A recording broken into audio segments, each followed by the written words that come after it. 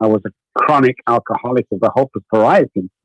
And it all started when I took my first drink at the age of 9. So what happened is I never knew. Alcoholism is a hereditary. There's a predisposition there. So we're born this way. You can't drink yourself into becoming an alcoholic. You just can't do it. You can abuse alcohol. An alcoholic is completely different to what people think it is. They think it's someone who drinks so much alcohol. That could be further from the truth, as we'll probably discuss shortly. But going back to my childhood, I was born into a musical family, my auntie and uncle. So they had me playing bass at the ages 3, 4, 5, 6, 7, 8. And at age 9, I stepped on stage for the first time with my auntie and uncle, which was awesome, of course. So I'm used to live audiences. I'm used to big audiences, even at the age of 9. But one particular time, and I remember it well, it was Liverpool, a club in Liverpool, England, where the Beatles are from. And what happened was, I took my first drink. My uncle, I was so nervous for this one venue because there's so many people there that my uncle said, "Here, take this, drink this, you'll feel better." And I drank what I now know to be a beer or lager, as they call it in the UK.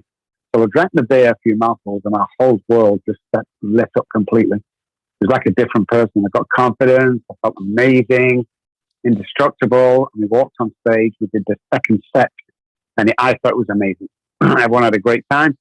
So that was my first drink. Now, my alcoholism kicked off right there and there because it's a predisposition. You know, my brain went, "Uh-oh, I love this stuff. This will fix all my problems. This will be my solution for the rest of my life." And so it was for a long time. So went through school, you know, everything was good. I'm drinking weekends with the band. One thing that stuck in my mind regarding trauma, which didn't seem bad at the time, but now, knowing what I know today, it was intense. And that was in England, and I'm sure you did the same over here, picking soccer teams. How school would do it is they pick the 2 captains of each side, then each captain would pick the favourite players or the best players. And I was always the last one to be called. And that walk of shame really stuck in my mind. But I'm an alcoholic, and most people go, "What?" Alcoholics are the smartest people in the room once they're sober, because they have that addicted brain. Whatever you're going to do, you're going to achieve it. You're going to amount to something in your life if you can just put the alcohol down. Most people that don't drink, that have the addicted brain, are the guys running Apple and Google and all them smart guys. That's what I call the addicted brain. So I obviously come home, and after a month and 2 months of doing this, being picked last, I asked my mum to go to karate lessons and boxing lessons, and she sent me. And after a few weeks, I went back to the guy who was one of the captains and said, "If you don't pick me, you know what's best for you." Anyway, the next week, I went there, and first pick, the captain stood up and said, "I'll have Robb Kelly." And everybody's amused, you know, thought he was joking. I walked up, and that walk was amazing, absolutely amazing. And never looked back since.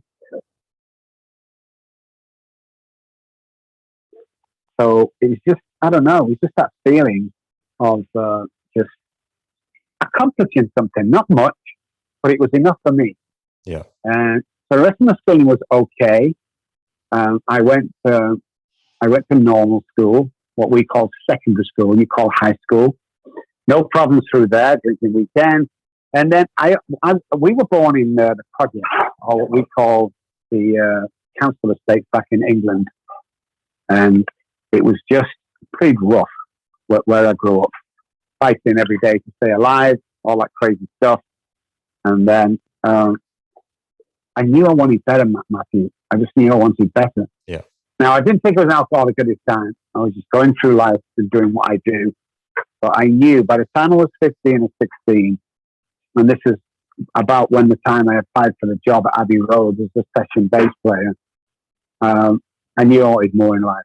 I knew there was more in life because my parents, you know, we were all churchgoers. I was a chorister in the choir at church. School and church were combined. But I knew I just wanted different. So when I applied for the job at Abbey Road, it took me to a different place, back to London, you know, and then I went to college, of course. I was drinking a lot through college, but I knew when I stepped in that studio with a guitar around my neck. I just became somebody else. And it was a phenomenal journey, absolute phenomenal journey. I played with Elton John, David Bowie, Freddie Mercury, all them great guys. Yeah. But obviously heavy drinking and using at the same time, which again, didn't think I had a problem, by the way. Yeah. You know, but eventually everything started to unravel, unfortunately. So when as you were going through this period, you were with the band. This was at the ages of late teenage years, early 20s. Yeah. Okay. So, what was did anybody in your family drink? Did that set any precedent for you, or an example or pattern that you think? No, because back in when I was growing up, I didn't know what an alcoholic was. I'd never heard of the term alcoholic, and my family never mentioned it. But what they did say is grandfather liked to drink, which today I know means that granddad was a chronic alcoholic. Yeah, and nobody was to mention it out of the family. And then I found out my cousin lost the kids, and she became homeless and died. Another cousin lost the kids, and she got them back. But I could see this trait through the family, and also I'd say my mom, towards the end of her life, she was drinking pretty heavily during the day.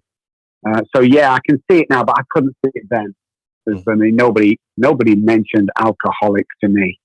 So it was just because I thought alcoholics, Matthew, was the guys at the end of the road with the big fire in a tin, and they're all trying to get warm around it. And you got the big overcoat tied with the string. Yeah. I honestly thought that was an alcoholic. Yeah. The bums and the winos, that's what we used to call them. I thought that was an alcoholic when I found out what one was, but apparently, so I believe now, it's not. Yeah. We've done loads of tests on this, by the way. When I do a presentation at universities or colleges, I often put a slide on, and it's that guy with the string around his waist, holding the bottle, and a businesswoman with a suitcase, with a briefcase. And I ask the audience which is the alcoholic, and most of them point to the guy. And they're amazed when I say, well, actually, both of them are. Yeah. It's just that the guy on the left is more chronic than the lady on the right. Yeah. And I did a podcast episode a few weeks ago where I highlighted that as there's probably more people in what we consider the professional world that are addicts that just do a good job masking it than what we really realize. I mean, 100%. Take me for example. 100%. I worked a professional job, managing people, managing a factory, and all the while I was addicted to opiates.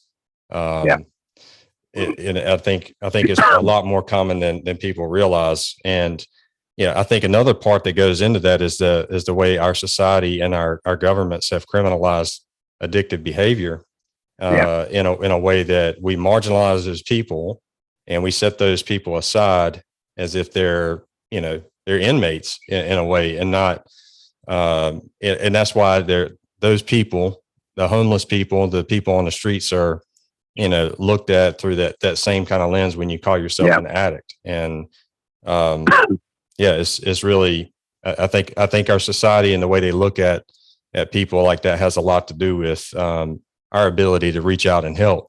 So definitely, I think when you're an alcoholic or an addict, if you have a job that you can hold down, nobody says anything. Yeah. But if you lose your job and then you lose your house or whatever, then people look down on you, and both sides of that coin are exactly the same. Yeah.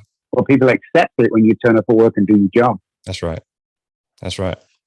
So let's transition into your college years.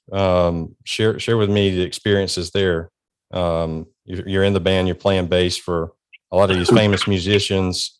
You're experiencing alcohol. Obviously, you don't think you have an addiction. Sure, you're a pretty popular person. Take me into the college years. So when I went to college, it was the first thing I noticed about college is that I found other people that could drink like me. And what I mean by that is we'd go to the bar at 3 or 4 o'clock in the afternoon, and we'd stay to closing time. And it was and then we'd go back to, somebody's dorm, and then we would stay there till goodness knows what hour.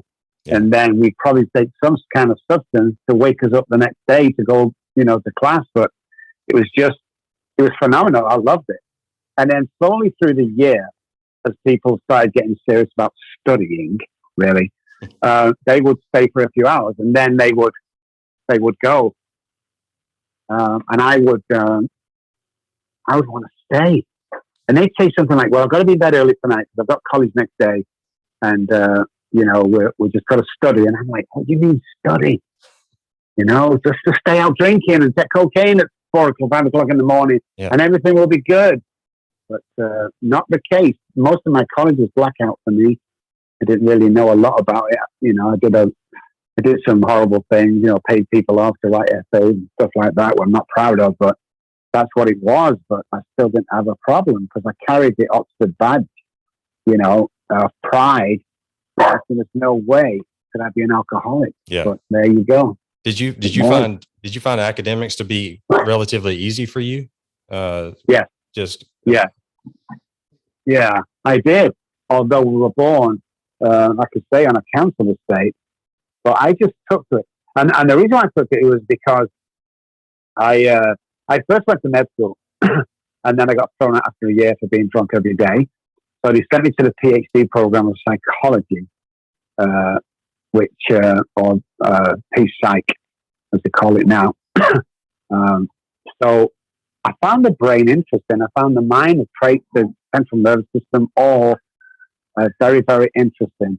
So that's why I think I did really well. I think it was a subject that I was passing for a further college or profession. I don't think I would have been as interested. But yeah, I found it real easy. And the more I got into the addiction side, when I sobered up, of course, I went back to college, got my second PhD in behavioral science, only because I knew that somebody had to conquer this disease called alcoholism and addiction.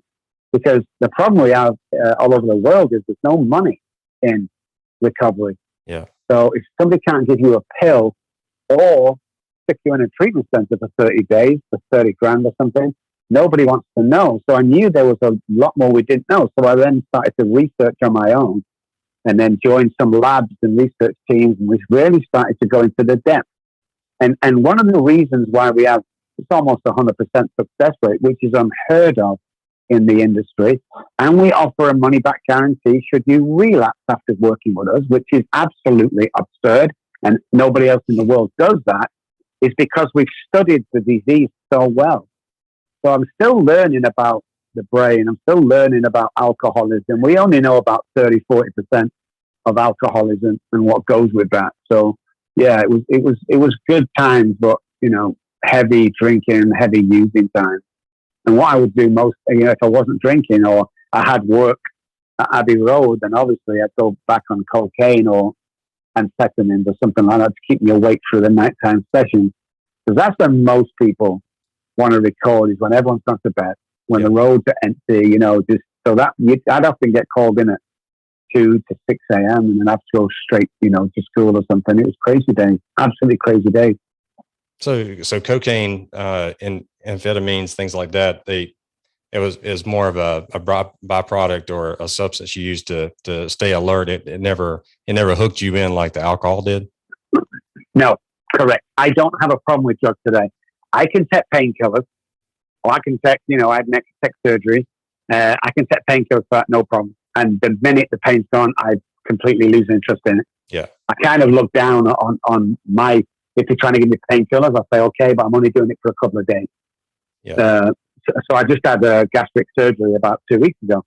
And of course, they gave me all the morphine and all that to bring home, which was good, but I didn't take any of it. I took over-the-counter meds because I just frown on it. It doesn't do anything for me. It makes me sleepy. I can't think properly. So alcohol was my main deal. So I take, like you said, it was a byproduct. If you don't mind me asking, and I asked this just curious, because you say that, for you, the alcohol, when you tasted it right away, it gave you the feeling, the sensation that you liked. But that sensation that you described with alcohol was, for me, the same with opiates. Yeah. Do you understand that from a scientific, in what you have studied with the brain? Do you understand that more? Yeah, of course. Yeah. I mean, what happens with alcoholics, and this is the crazy part that the research shows that's true, but people have problems understanding it, is going back to the alcohol for the first time with the alcoholic is slightly different to the first time with the drug addict. what the drug addict is chasing is that first hit, and that's what gets them addicted. What the alcoholic is doing is, without him knowing, he's getting immediately addicted to the alcohol. Uh-huh. So I'm allergic to, not alcohol. People often say, well, I'm allergic to alcohol, which I am. I have an allergy towards it, but it's not actually the alcohol, it's the ethanol in alcohol that I'm allergic to. So there's a slight difference, but they present themselves the same. So what I say by that is, if you were taking drugs at college or during your teens and 20s, and then you want to stop, sadly enough, you can do that. An alcoholic is not the same. There's a biochemical reaction to the brain where there isn't with drugs. But you both present as coming towards the end. It's both as hard to get off. They can both kill you. And it's a bigger problem than we think. Okay. That's interesting. So take me into the next stage of your life. I assume it just based on some biography that I've read on you is that postgraduate time, you transitioned into family life, right? You had children, or yes. I got girlfriend one. After I graduated, went back home, and then started working for the police. When I first left, I was a police officer. I only lasted a few months. Got fired for being drunk on duty. So now there's a trait happening, which I can't see. And what happened is I met this girl. When I got fired from the police, I'd heard of these telecommunication companies that I worked for a few months that were building networks for the Army and Navy radio systems that were going to be used for phone systems. And I was like, what do you mean phones? You know, telephones in the house? No, I saw a presentation once and they showed me a cell phone with an earpiece that wasn't connected and everyone's freaking out. But I went, yeah, I can see that future. So I started my own telecoms company and did really well within a short time, and then got married. And my wife kind of knew about my drinking habits when we married, and she said, it's okay, I'm good with that. But of course, as the years went on, they got worse and worse and worse. So then we decided to, because I kind of wanted to drink. I didn't think I had a real problem. You know, like we said before, I was earning a lot of money. We was living in a big house, driving the Porsches and the Bentleys. And I just knew that it's going to be okay. That's what I kept thinking. It's going to be okay. So we had our first child. And I always said to my wife during the pregnancy, when the child is born, I will never touch alcohol again. That was a promise. So when we went to the hospital to have the baby was born. Mom was holding him first, and she passed her to me.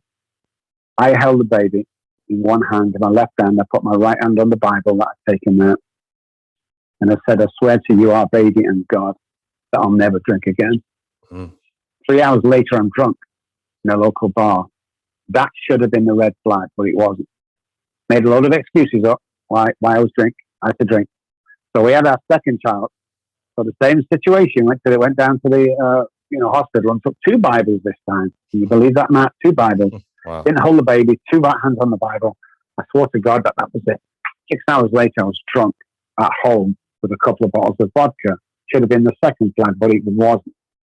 And that continued until all hell broke loose when the children were about 1 and 3, around there. And, some of the stories I tell, I'm not too sure your listeners will be ready for it, but I did a lot of damage in that house. I hurt my wife, and obviously never meant to hurt the children, never touched them physically, of course, even blackout, but I caused them damage through their teenage life after I left, and never seen my youngest daughter since. She's never got 30 odd years on, and she's still not got in touch with me. The last I heard was she doesn't have a dad, and that was it, really. But my eldest daughter, God bless her, contacted me about 3 years ago on Facebook Messenger. Wow. And I had a ping in the middle of the night. And I woke up and got the phone, and it was like, oh my goodness, it's my daughter. So I answered immediately. And basically, I still have the text. I have it photographed on the wall. It says, Dad, I'm sorry for all the stuff you went through. I've just seen you on TV. Can't believe how well you do it. And we talk. Of course, I text her back, and then the next few hours, we were actually on a plane to back to England. Wow. And then we were so nervous, so nervous that we stayed in a hotel and her house was just around the corner. And then we were supposed to meet. So 9:00 in the morning, me and my wife walked around so scared, knocked on the door. She opened the door. And this is where I knew that God had fully got me, completely protected. She opened the door and we hugged and we cried, but it was so unreal. And then she says, Dad, and she called me Dad, Matthew. Wow. She called me Dad, which was mind-blowing. You have to be in that situation to realize that I've never heard that word. And then she walked me into a living room and she handed me my 3-month-old granddaughter. Wow.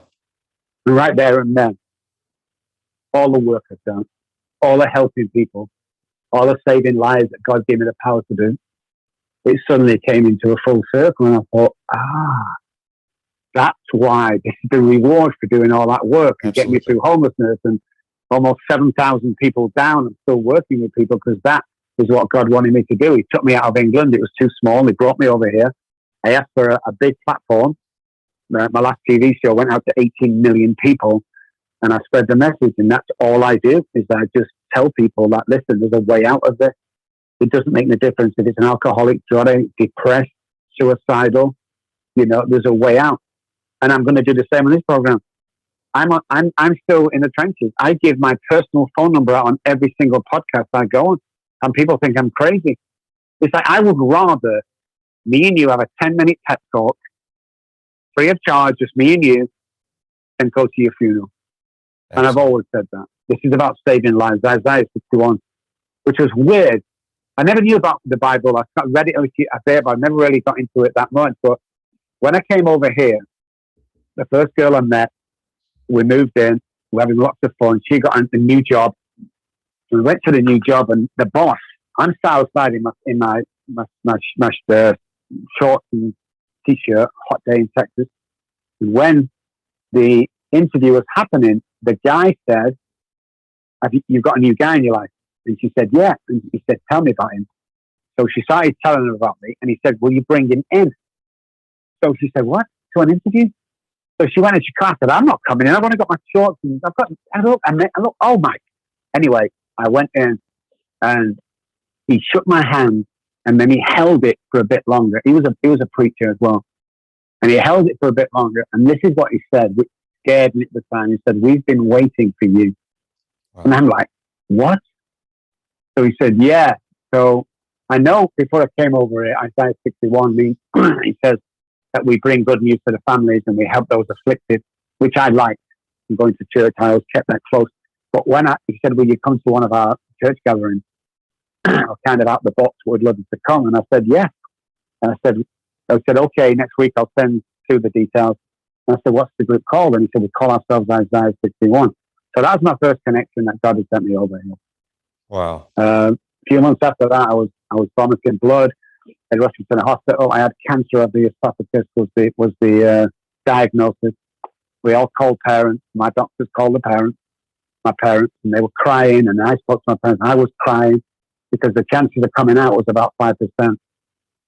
So anyway, they took me down, gave me a pre-med, took me down. Next minute, I woke up in the room, and this doctor over me with a suit on, thrust me a clipboard and said, just sign it. And my wife was saying, just sign it, just sign it. So I signed it, and I said, what's going on? And he said, well, we took you down for one more final scan, and we can't find the cancer. Wow. That's after telling my parents that I was probably going to die, which meant a huge lawsuit. So they spent the last couple of hours I was down there trying to sort this out, begging her not to sue. So when I came up, the paper was to sign to say I wouldn't sue them, which I wouldn't anyway, but there's been a bunch of stuff like that happening over the last 14 years I've been here. It's like someone always tries to take me down, and God just says, no, we're not ready yet. You can't do that. Yeah. Wow, that's good stuff. But to back up to when you reunited with your oldest daughter, I can imagine it made everything that had happened and you'd gone through up to this point, it made it all worth it, huh? I mean, well, you realize that my homelessness, my loss of my children, wife, car, kids, business, and the medical license, all that stuff, the loss of all that was for a reason. You see, what happened to me is I was being educated. it was when my homelessness now, when I look back, was like a semester at Harvard. The stuff and the information that I learned on the street, because people come to me today, Matthew, and they go, what do you know, Dr. Robb, in your big house and all that? What do you know about homeless? Check. Let me sit you down and talk to you about my homeless. What do you know about, hurting? Check. What do you know about losing? Check, check, check, check, check. Yeah. It's like it's going to be all this experience that when people come from all walks of life, go, yeah, you don't understand, Dr. Robb. I can look them in the face and go, I understand. Yeah. It's going to be okay. Because I think in some circumstances that you can't help somebody with a chronic disease like alcoholism unless you've been in them shoes. Absolutely. Because you can't understand how you would actually kill a human being to get past them to get a bottle of vodka. People go, that's crazy. Yes, it is. It's an insane illness. It's the only self-diagnosed illness in the world. Number one, 10 DUIs do not make for an alcoholic, guys. And secondly, it's misunderstood. The average person thinks an alcoholic is someone who drinks so much alcohol. That is not the case. In actual fact, alcohol's got very little to do with alcoholism. It's my trauma, from my predisposition to my trauma, my remap brain, and all the trauma that I picked up. Because alcoholics, and there's another brain science fact about our research, is we hear things differently to other people. Mm-hmm. Let me explain that real quick. So me and my brother, for instance, are on the kitchen table dancing. We're not supposed to be there. My mom walks in. And she says to my brother Paul, get down off that table, you stupid idiot. Get down. I've told you can't go on there. So he gets down. She says the exact same thing to me in the exact tone, the exact way. But what I hear, get down off that table, you stupid idiot. And therefore, there's the trauma started for me. Yeah.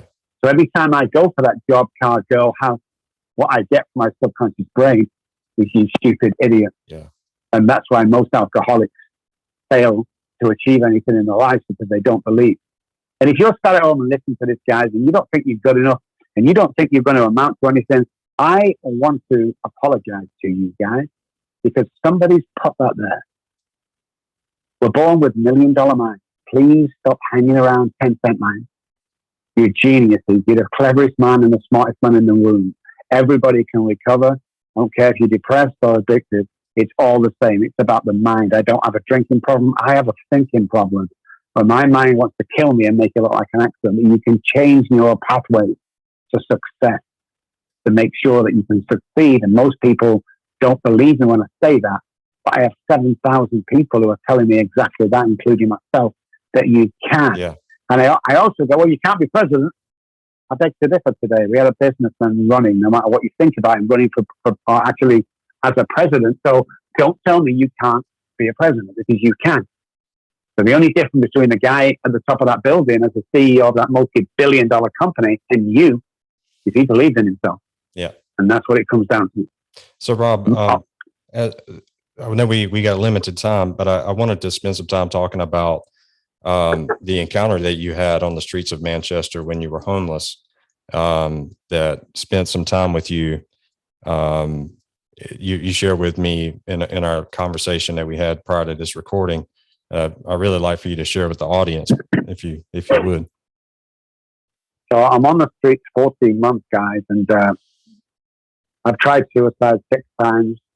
On 2 occasions it worked. My heart stopped, and they brought me back to life. So I was desperate as desperate. I was just trying to do things I got to do to get alcohol every day and sleep on the same bench every night. That was my only comfort. I had the same bench every night. But I was walking down the back end of Manchester, and I was miserable. I was beaten. I was done. And to be in that place is a very, very sad place. It's a lonely, sad place. I couldn't commit suicide, I found. I tried all sorts of crazy things happen that I couldn't do it. Tied myself to train track, tried jumping off buildings, fell backwards, and I was drunk. And I dropped down to my hands and knees. And I was crying, sobbing from my stomach, aching, pouring down with rain in Manchester. Just crying, just aching. And I don't know why. I don't know why. I just looked up to the sky and I said, if there's a God up there, I can't do this on my own anymore. That's all I said. 30 seconds later, and I mean 30 seconds, it might have been earlier, it was just so quick that the guy walked around the corner. He'd missed his last bus home from a Bible study. So he'd been walking for an hour. He decided to do the quick loop where I was instead of walking down the main streets where all the lights were. And he came upon me and he said, do you need help? And I said, yeah, I'm an alcoholic. I'm dying. And he explained that he's a Christian and that he's an alcoholic, but he's recovered from the disease, which intrigued me. And he said, you can come back to my house and stay as long as you want. So we talked on the way home. We got back, I had a first shower or bath, I can't remember, for the first time in a year. He gave me clean clothes. He made me home food. And he said, Rob, you're okay here. God's got you here. But there's only one thing you have to do. He said, you have to come to these 12-step meetings with me. And I hated them. I've been to them before, all war stories, depressing. Yeah. But he was a bed to stay in, so I said, yeah. And I went. And I remember starting the meeting and all these guys were sharing war stories. And about halfway around, which was 12 o'clock to me, this guy said, my name's John and I'm a recovered alcoholic. And I thought, that's what Derek said, recovered. What does that mean? So he started to share from the big book. He mentioned God a lot in his story. He said, he talked about a spiritual connection. He talked about a relationship with God, like a 50-50 relationship with God, which I found intriguing. So I walked up to him, which felt like the Sahara Desert walk, but it's only like about 20 foot. I said, would it sponsor me? And he said, no. So just when everything in me collapsed, he said, but I will be a spiritual advisor for 12 weeks. So he told me what to do. And every Wednesday for 12 weeks, I'd walk an hour to his apartment. I'd spend an hour with him, going through all this stuff and how God saved me. And I've got great things to come, and took me through what I call a big book, which is a 12-step book that they use, just phenomenal. And an hour on. So 3 hours every Wednesday night is what I spent on this guy. And I just loved it. And the last day I was there, the last Wednesday, he took me through the steps and everything. And then he said, okay, when you go from here, your life's going to change. And it's going to change quick. And people are going to attack you. And people are going to say you're talking nonsense. But I want you to do this thing for me because it's through God. And I said, okay. He said, I want you to go as far as you can around the world and guarantee people can recover. All they need is a connection with God. And I knew that was going to be hard, but I walked out of the house and I did that walk home again. It was beautiful. The next day, someone offered me a part-time job. Now I'm staying in a guy's house that nobody knows, in a room, secluded. But through Derek, somebody came up and said, hey, does Rob want to work? So I got a part-time job, which later turned into a full-time job. A couple of weeks after that, someone gave me a car just to get to work and back. It's a broken down on Mini, but I could drive to work. It was absolutely phenomenal. So when I got my pay, probably 2, 3, 4 weeks later, it was in a pay packet cash. And I went to the gas station and I bought John a little teddy bear, and I bought him a card, and I wrote on the card, thank you for introducing me to God, because he took the compulsion to drink away. And he did the same walk back. When I got to the apartment, it didn't look the same, but I knocked on the door thinking he was just sat in darkness meditating, because he always did that. No answer. I was banging that loud. The next door neighbor on the right came out and said, can I help you, son? And I said, yeah, can you tell me where John's moved to? And she said, John? There's no one in that apartment called John. In actual fact, it's been empty for about 6 months. So I let her close the door, watched the light go off, and I knocked on the left-hand side, and this guy came to the door. And I said, can you tell me where John's relocated to? And he said, you have the wrong apartment, my good man. There's been no one in that apartment for 12 months. It's been derelict. In fact, you can't go in it. It's dangerous. Now I'm puzzled a little bit because I've been going there for 12 weeks. This is my 13th trip. I know I had the right place and the right apartment. So I go back to the meeting the next day and I see the chairman that was chairing that meeting that I met John 13 weeks ago, 14, 15 weeks ago. And I said, do you remember John? And he said, John who? And I'm like, why do people keep saying this? John who? I said, the guy. I was speaking to him. We was over near the coffee machine and we were talking. And some guy sniggered and I was a bit off with him. And I went to grab him because I was so annoyed. I thought they were all taking advantage of me and ridiculing me. And the chairman said, Rob, calm down. You was in the coffee machine speaking to yourself. And I was like, what do you mean speaking? That's stupid. I can't speak to myself. We never found that man. And the stuff I learned from him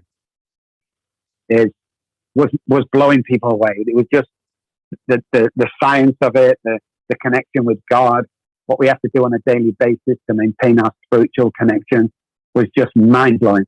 And when I started working with people, the success rate in 12-step rooms is about 3 to 5%. But everyone I worked with was recovering.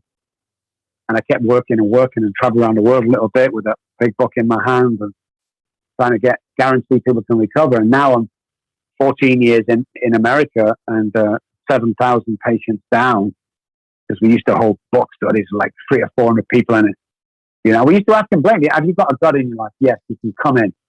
Have you got, well, I don't know whether I believe in God. This is going to be no good to you. Yeah. You know, it's blatant. You either come in and get it or you don't.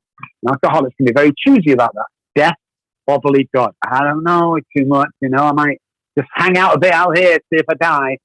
So we did people in the droves. And I'm just so blessed today because I've seen so many miracles. Mm-hmm. In actual fact, today I've seen miracles on a daily basis. I see miracles as in my housekeeper downstairs. She's working on the house now. Miracle. You know, sent through prison, do all the stuff. Amazing. My best friend, supposed to get life in prison, got out early. She did amazing. Got kids back. You know, we started working together. It's just all these things I see from the biggest rock stars to the cleaners, whatever. I see all these beautiful things. I see the grass today. I see the trees. I hear the birds singing. Yeah. God's blessed me with a beautiful house. You know, I like cars. He's blessed me with a beautiful car, and life is good. But and here's the but: I must MUST give back freely of my time and my money. Yeah. So what we do as a company, Robb Kelly Recovery Group, is we give about 100,000, maybe 200,000 away each year to people who are believing God, and that is going to take them to a better place. So we'll pay the rent fee for 6 months. We'll buy that little car so you can take your daughter to school.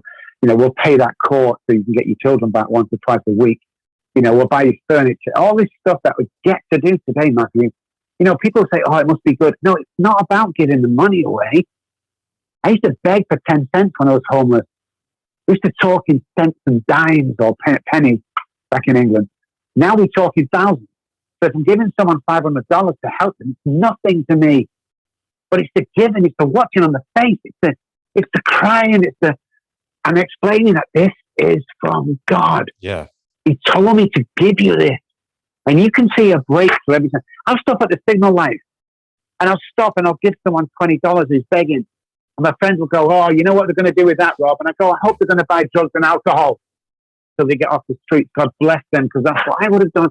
It's none of my concern what they do with the money or the gifts. My concern is I have to do them. And I see 10 pro bonos right now. Mm-hmm. I've got like 4 clients and 10 pro bonos. Because my time is the most valuable thing I have. Man, that's awesome. And I give it away freely. And what God does is that He tells me I'm stood in the sunlight of the Spirit. And when I'm stood in the sunlight of the Spirit, nobody can touch me. That's awesome. And I like that place, Matthew. I like it. Man, that's awesome. Man, I'll tell you, as we wrap up, Rob, I want to tell you that you inspire me. I mean, you've given me some additional inspiration to continue to pursue this and also be more generous with my time and my finances, because the scripture tells us that when we give God the first fruits of what we have, he'll bless it tenfold in return. And I am inspired by your approach. I like your aggressiveness and your willingness to just be a light in a dark world. So do you want to share anything before we wrap up? Yeah, guys, listen, I don't care if you're struggling at home. Well, I do care, but what I'm about to do, I don't care. Or depression or loneliness or whatever it is. Listen, I offer a 5 to 10 minute pep talk that will change your life. Because if you sat at home thinking this is your lot, you are wrong. You are wrong. If you have God in your life, you are wrong. And if you haven't got God in your life yet, biggest message I heard is we ask for so little, but He wants to give us so much. That's right. But we don't think we're worthy. You are worthy. So here's me, not my assistant, not my second assistant, not my receptionist. This is my personal phone number. 214-600-0210. That comes directly to me. What happens if it's busy or I don't answer and with a patient, leave a message, I will get back to you. Text is usually the best way because I can answer text sometimes while I'm doing podcasts or radio shows or TV or patients. So yeah, don't sit alone, guys. And I really mean this. You know, I'm here to help. I'm never going to charge you anything. I'm never going to sell you anything. This is just me and you for a pep talk. tell me something about you. I'll tell you where your life's going and what it can be. And God bless everyone who's listening, guys. Thank you for listening. I appreciate you today, and just have a fantastic day and know that He's always watching over you. Absolutely. Hey, Rob, thank you so much for coming on, and I'm sure I'll be in touch soon. Yes, sir. Thank you so much, Matt. All right. Take care. Bye-bye. Bye.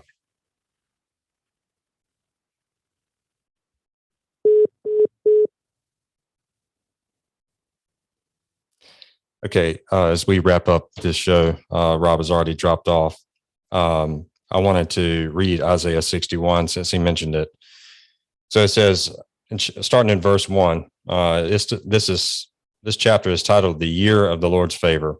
Verse 1, the Spirit of the Sovereign Lord is on me, because the Lord has anointed me to proclaim good news to the poor. He has sent me to bind up the brokenhearted, to proclaim freedom for the captives and release from darkness for the prisoners, to proclaim the year of the Lord's favor and the great day of vengeance of our God, to comfort all who mourn and provide for those who grieve in Zion, to bestow on them a crown of beauty instead of ashes, the oil of joy instead of mourning, and a garment of praise instead of a spirit of despair.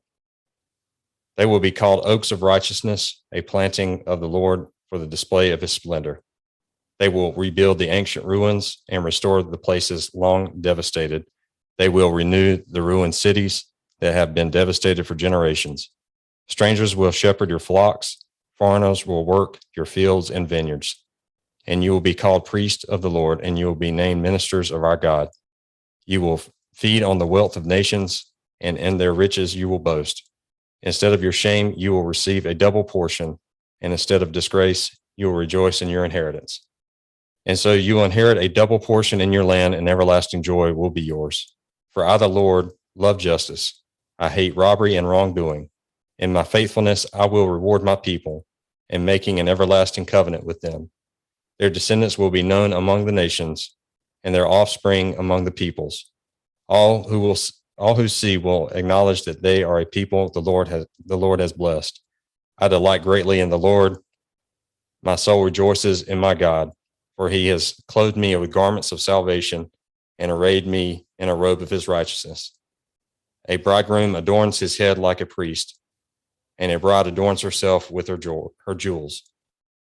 For as the soil makes the sprout come up, and a garden causes seeds to grow, so the sovereign Lord will make righteousness and praise spring up before all nations. So I'm so blessed and honored to have Dr. Robb Kelly to join our podcast today. I hope you have been blessed by this, been touched by his story, his testimony, and just know that in your moment of despair, in whatever it is that you may be going through in your addiction, he's left you his personal phone number to reach out to him and ask for help. There's good people on this earth that want to help, that God has given talents and abilities and has got a calling on their life. And I'm a believer today that Dr. Robb Kelly really values people. He loves people, and he's given back in the same way that God has blessed him, because he sees the fruits of submitting to the Lord Almighty. And so we'll wrap up today. God bless you all, and we'll see you next time. Thank you.